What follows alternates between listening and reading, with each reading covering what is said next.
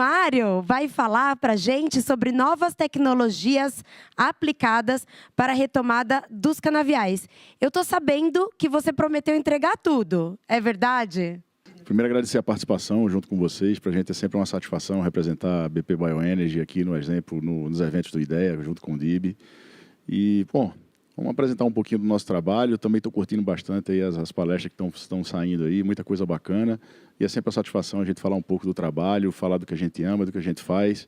Com certeza vai gerar bastante discussão e, como eu sempre falo, não existe concorrência técnica no nosso setor, a gente precisa compartilhar, fazer com que isso avance cada vez mais. Com certeza.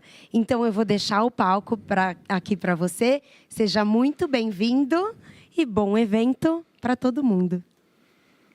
Tá ok? Bom, a ideia hoje é falar um pouquinho sobre novas tecnologias aplicadas, né, na retomada dos canaviais agora. Principalmente um ano muito difícil, né? O DIB apresentou um pouco sobre clima, sobre como que foi o ano, né? Um ano bastante desafiador. Então, acho que falar um pouquinho do que a gente vem fazendo para a gente tentar retomar os nossos canaviais de alta produtividade e depois de um ano bastante difícil.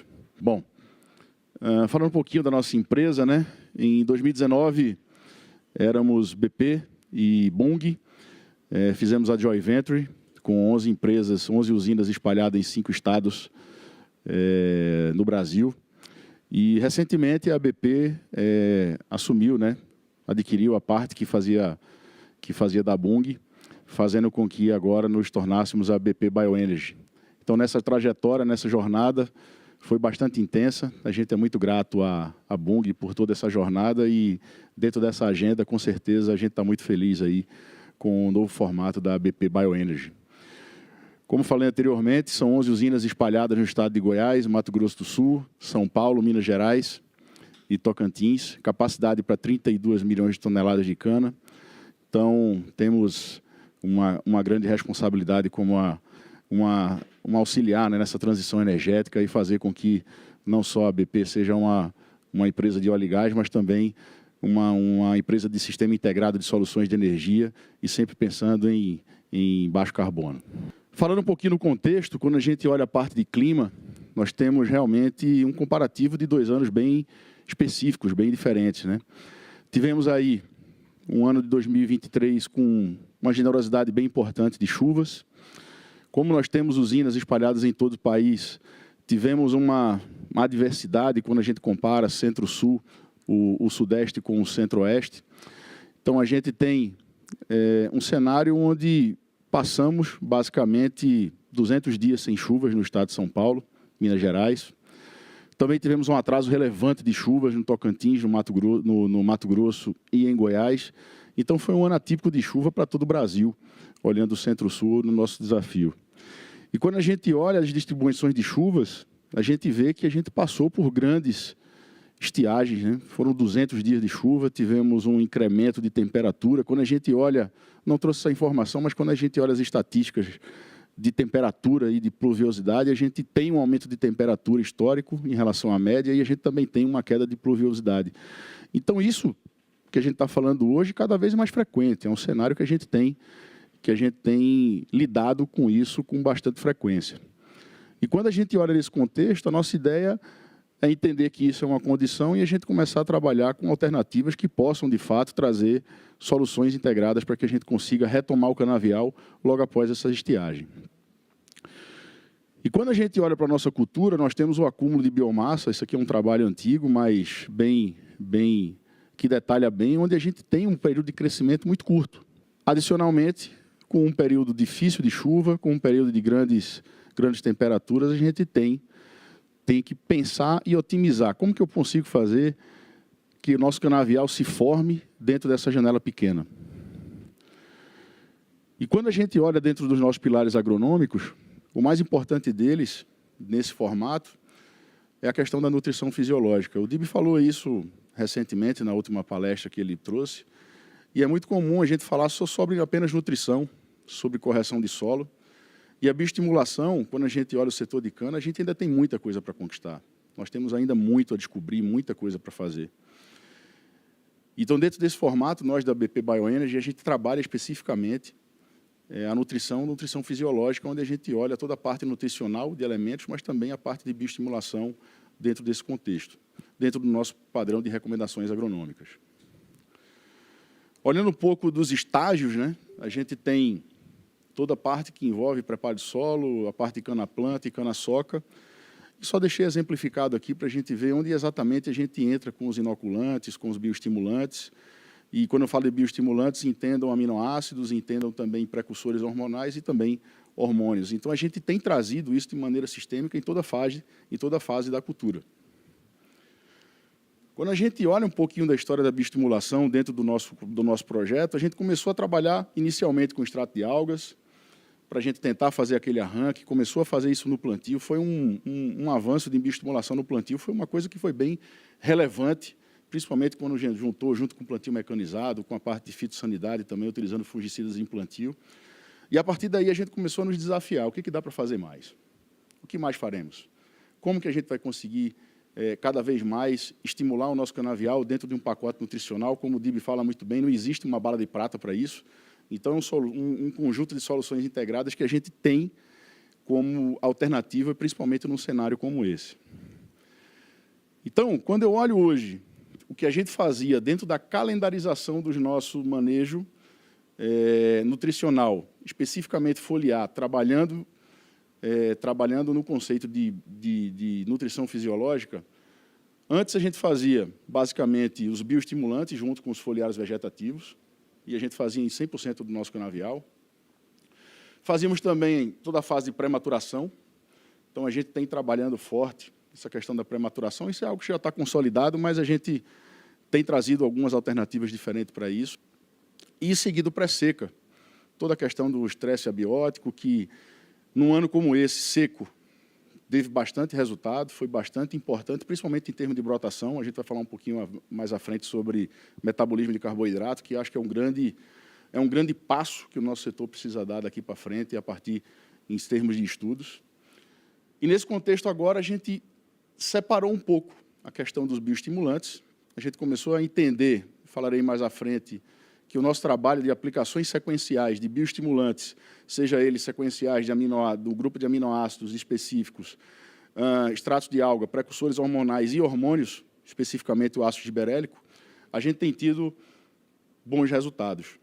Além disso, a gente tem chamado, junto com a pré-maturação, a gente tem chamado de projeto Maisena, que é basicamente para a gente tentar quebrar o amido, principalmente num ano como esse, Dib, pode ficar atento, e aos demais.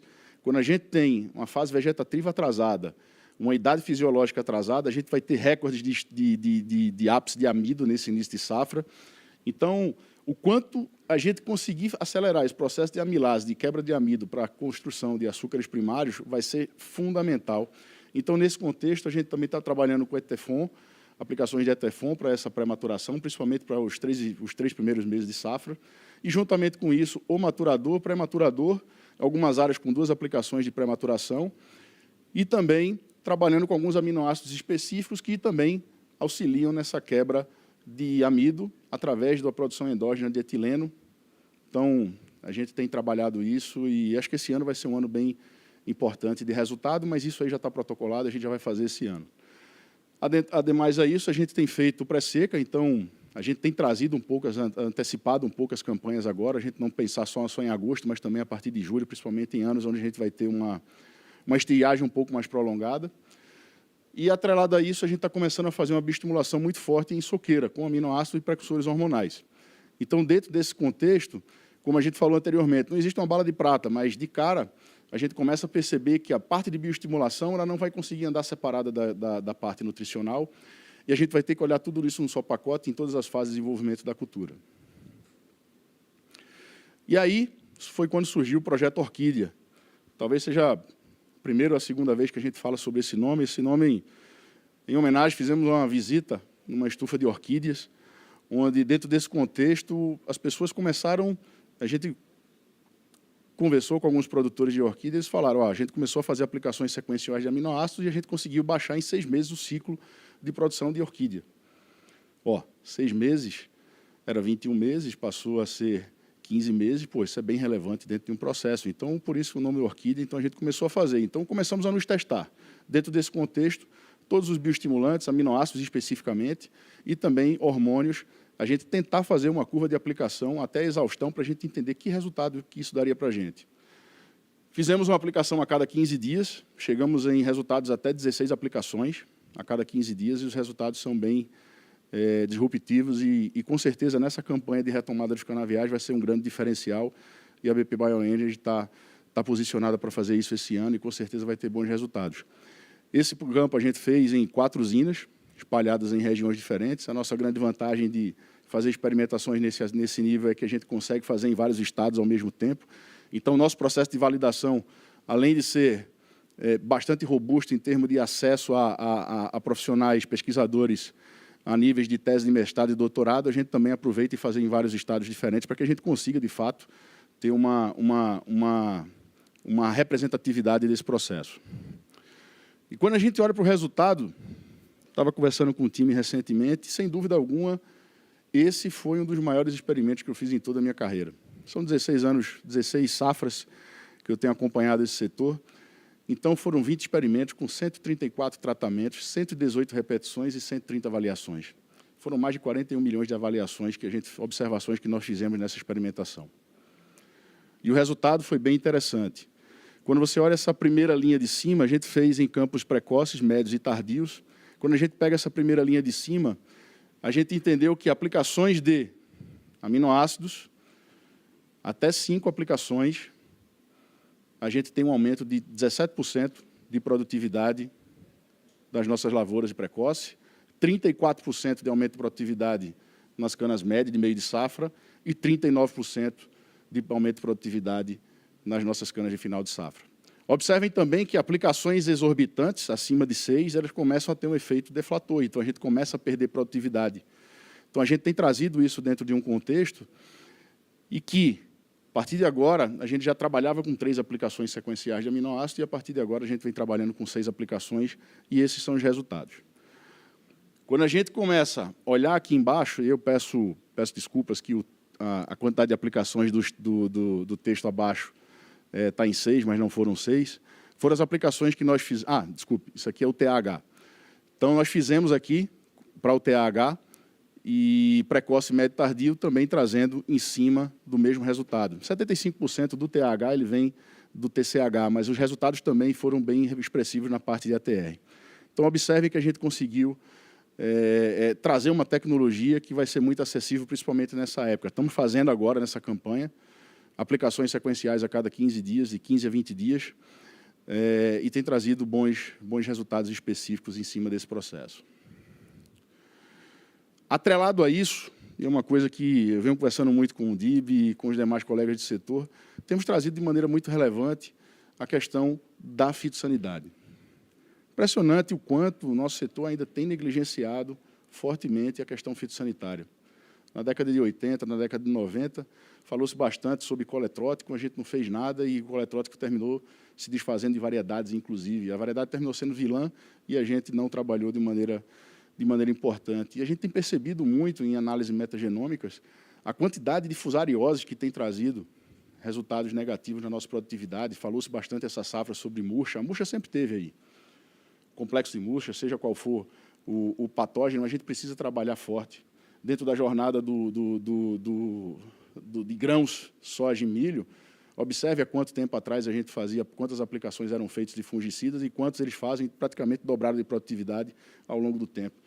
Então, mais uma vez, trazendo aqui as informações, temos bem protocolado, esse ano 100% das nossas aplicações de controle de fungos serão feitas com bioinsumos. A gente está muito bem seguro com relação a isso. Isso é um dos vários trabalhos que nós fizemos na nossa empresa.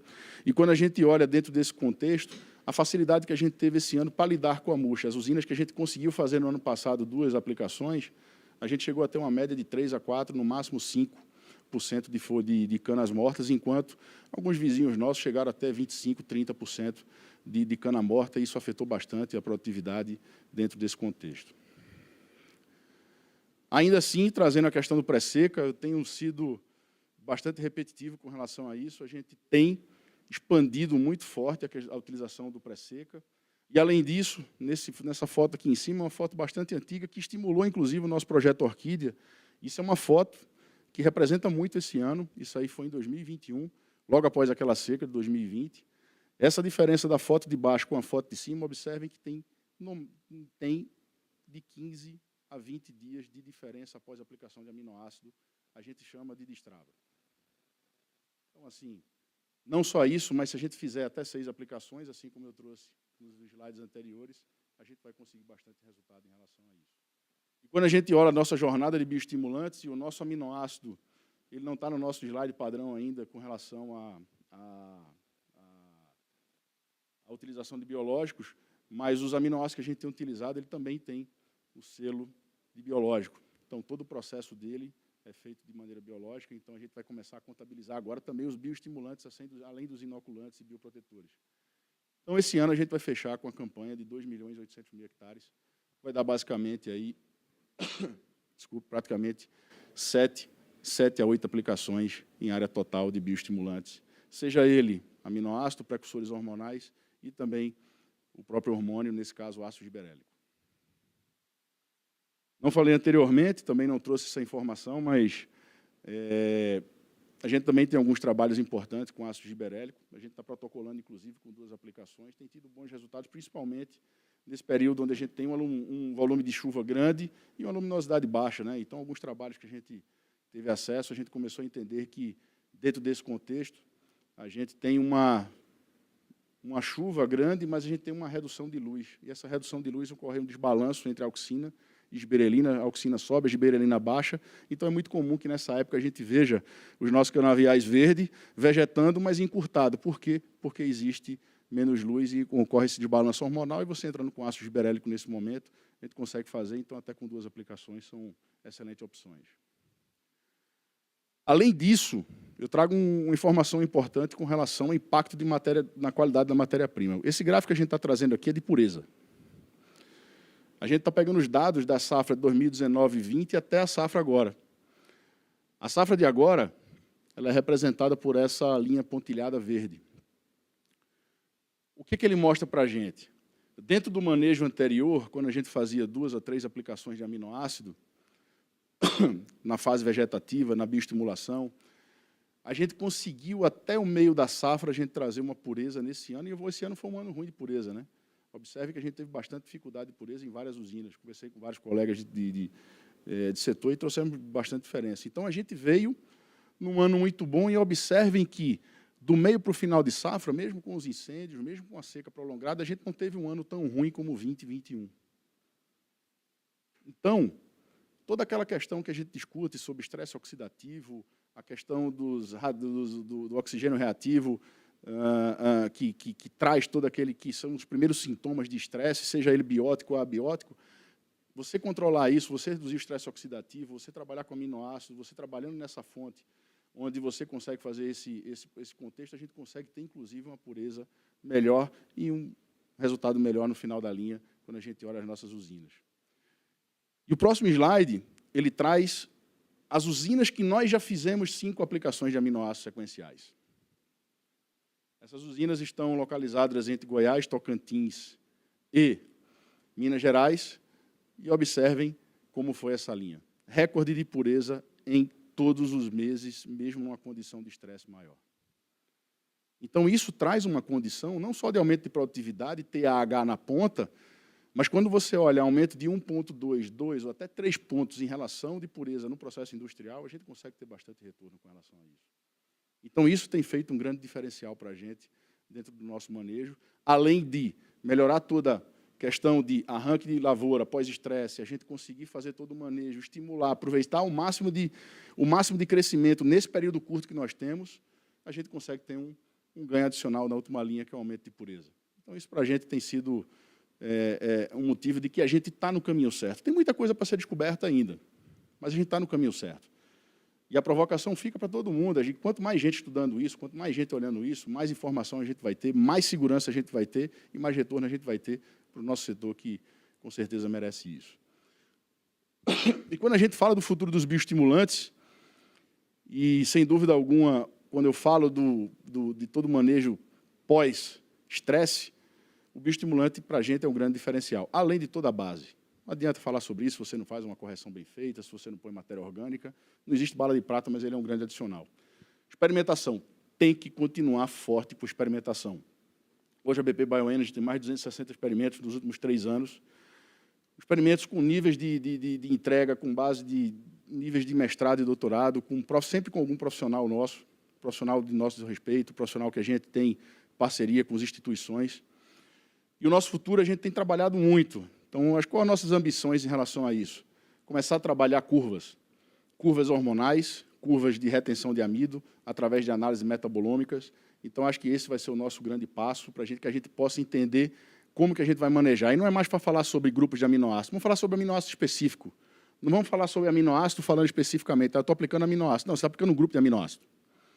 Mas em que momento eu preciso botar prolina? Em que momento eu preciso botar arginina? Em que momento eu preciso botar metionina? A gente precisa saber disso. A mesma coisa com precursores hormonais. A gente não pode falar mais de maneira genérica. Então, a gente precisa entender a curva hormonal, assim como tem marcha de absorção de nutrientes, a gente precisa fazer isso para hormônio. Então, acho que esse é o caminho, a gente está avançando bastante nisso. Desculpa. Desenvolvimento de novos produtos. Então, nova modalidade de produto, anti-estresse, a gente precisa correr atrás disso. Os biológicos têm sido uma vantagem muito grande com relação a isso. Então, essa curva que eu trago aqui, que eu mostrei, inclusive, no último evento, a gente tem uma diferença grande na nossa capacidade antioxidante e também nas atividades antioxidantes da nossa cana. Então, quanto mais capacidade antioxidante a gente tiver, mais produtividade a gente vai ter. E a questão do metabolismo de reserva, que e marcha hormonal, que eu falei anteriormente, que vai ser o grande diferencial para a gente.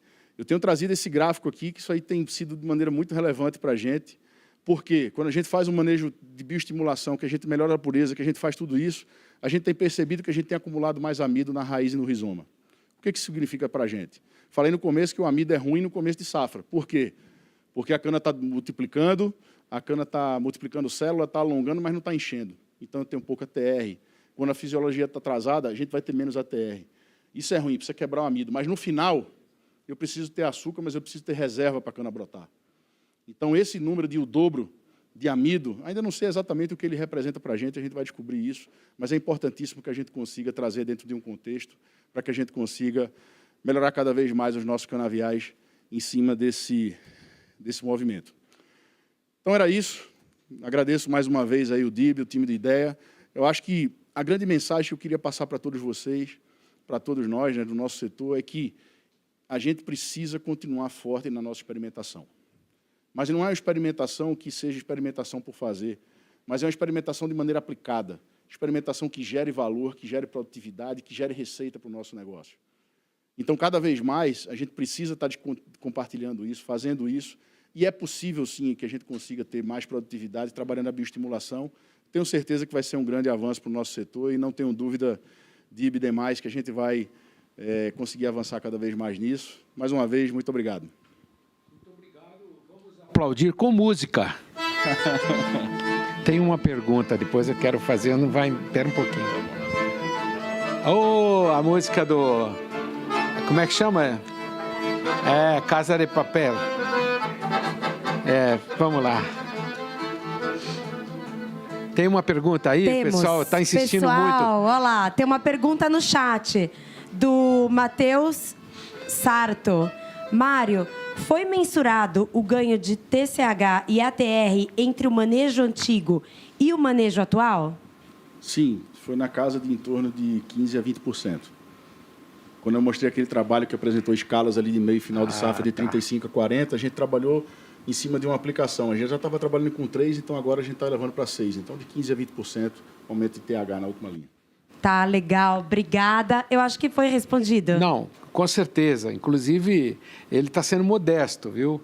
Porque agora, com essa seca, eu acho que o resultado foi melhor ainda. Porque quem sentiu a seca perdeu isso daí. Se você considerar o que você deixou de perder mais do que você ganhou, dá um número maior, concorda? Com certeza. Então, é isso aí.